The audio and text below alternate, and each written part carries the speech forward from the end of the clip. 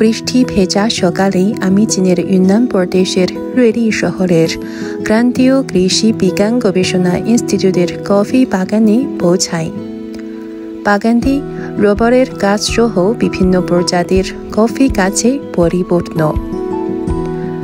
ইউনানের বৈশিষ্ট্যময় ভৌগোলিক অবস্থান এবং প্রাকৃতিক পরিবেশ একেই চীনের অন্যতম প্রধান কফি উৎপাদন ঘাঁটি করে তুলেছে। আর এই গবেষণা ইনস্টিটিউট কফির প্রজাতি আমদানি ও প্রজননের ক্ষেত্রে গুরুত্বপূর্ণ কাজ করে থাকে।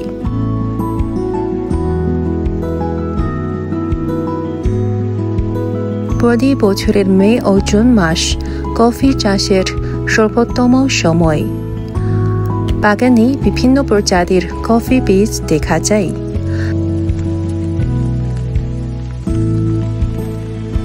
প্রতি বছরের নভেম্বর মাসে বিভিন্ন কফি বীজ পরিপক্ব হয়।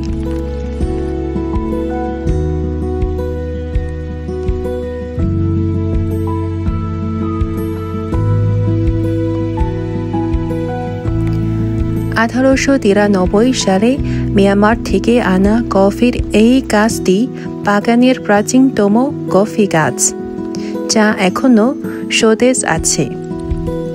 এখানে উৎপাদিত কফি বীজ সমৃদ্ধ স্বাদের ও সাশ্রয়ী মূল্যের, যা চীনের কফি প্রেমিকদের প্রথম পছন্দ হয়ে উঠেছে।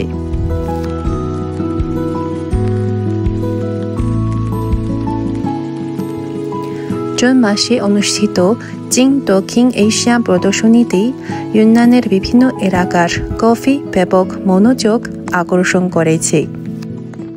অনেকে মনে করেন চীনারা চা খেতে বেশ পছন্দ করেন, কিন্তু এখন চীনা তরুণীরা কফি পাও পছন্দ করে।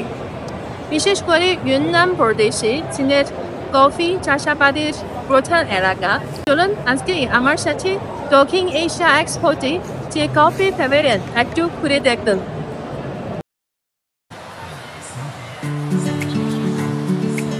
মেলায় ইউনান প্রদেশের বিভিন্ন অঞ্চলের কফি বীজ ও কফি পণ্য দর্শকদের সামনে উপস্থাপন করা হয়।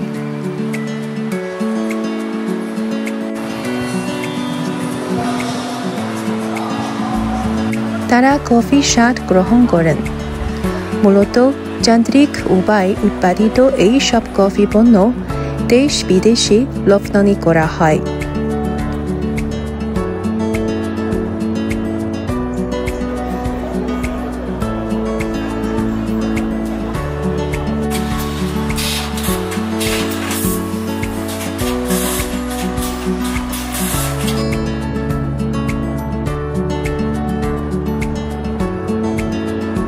কফি ইউনানকে জানার একটি অন্যতম প্রধান মাধ্যম হয়ে উঠেছে।